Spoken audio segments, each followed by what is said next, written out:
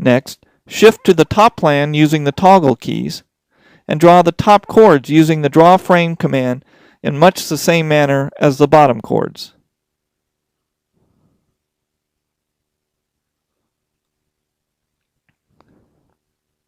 Hit the Select Mode key to exit the draw mode, and select the two top chords.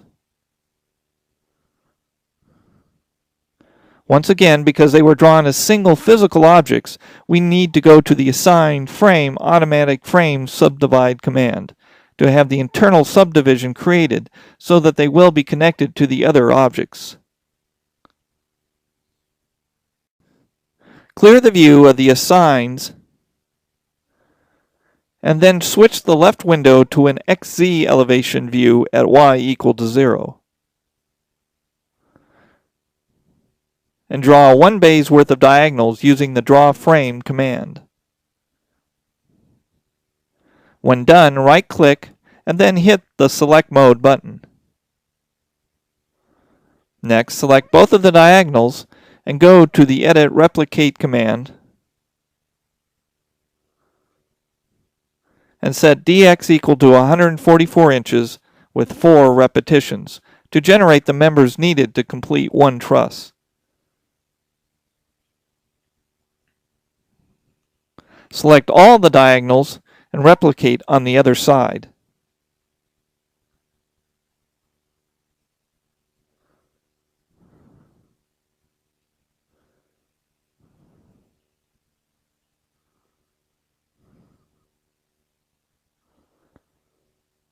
Select all the diagonals once again and click on the Assign Frame Releases command.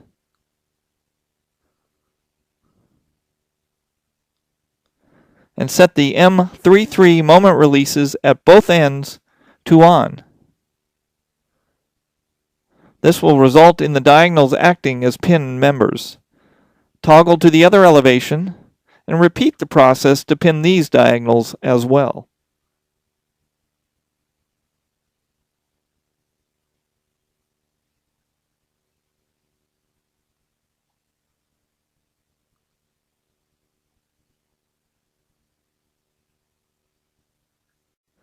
Remove the assigns once again and change the left window back to a XY plan view at Z equal to 0. And define the concrete deck by going to the Define Area Sections command. We will call the area section Deck and set the thickness to 5 inches.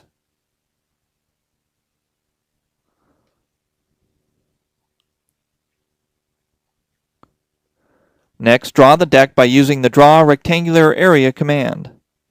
Make sure that the property is set to Deck and click on 2 opposite corners to complete the object. Use left to right windows to select all the points along the bottom chords and then select the deck itself. Since the deck was drawn as a single object, we are going to remesh to the joints along the edge using the Edit Mesh Areas command to connect the deck to these intermediate points.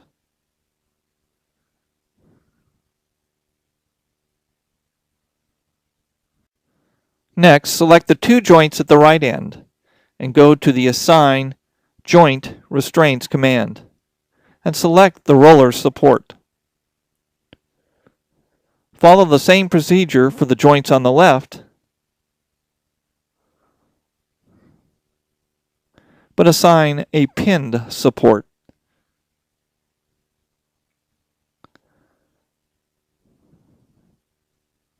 A check of the default load cases indicates that we have one case, dead load with self-weight included.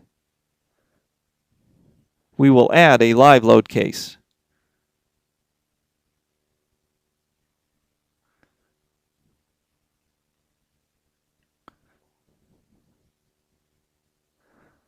Now we will assign loads by selecting all the deck objects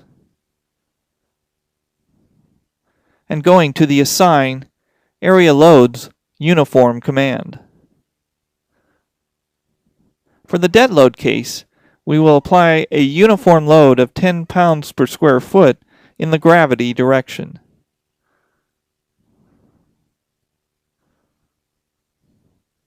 Repeat the selection process, and this time assign a uniform live load of 100 pounds per square foot in the gravity direction.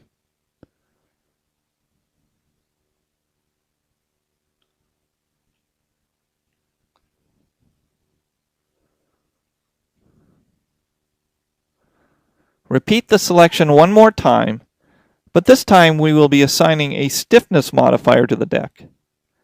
We are going to set the membrane modifiers equal to 0, which will prohibit the deck from carrying axial loads.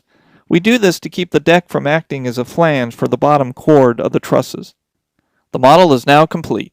To get a less cluttered view of our model, set the 3D window to active and go to the View menu and set the Show Grid option to off. We can also see the deck better if we use the Set Display Options command and fill the objects. We are now ready to analyze the model. Click on the Analyze Run Analysis command and set the model case to Do Not Run, as we wish to do a static analysis only. Click on the Run Now button.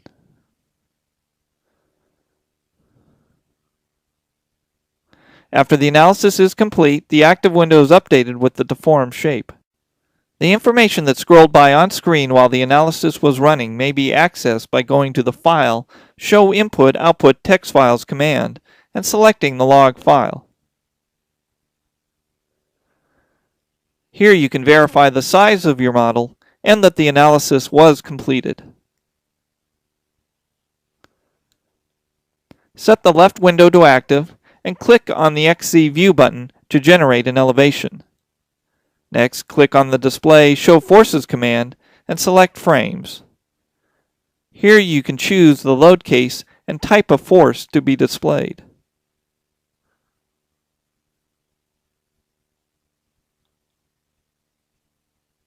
A right mouse click on an individual element will bring up detailed force diagrams for that particular element. Next, click on the Display Show Deformed Shape command. Similar to the forces, a right mouse click on a joint will display the displacement for that particular location.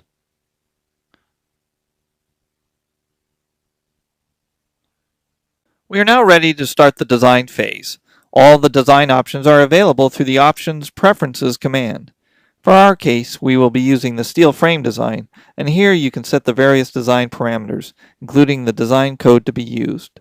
For our model, we will use AISC ASD 89.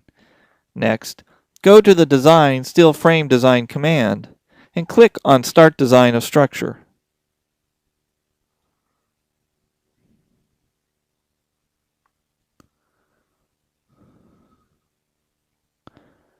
After the design is complete, we can display the design sections. And then if we window in, we can see that the program designed the chords as single objects, even though for analysis they were subdivided.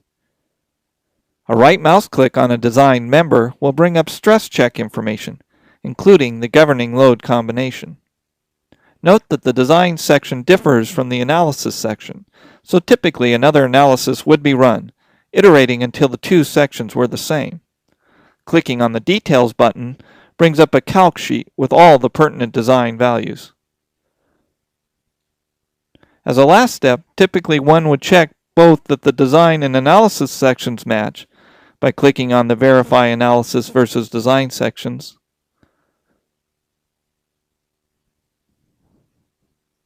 As well as checking that all members pass the stress check. This concludes this tutorial.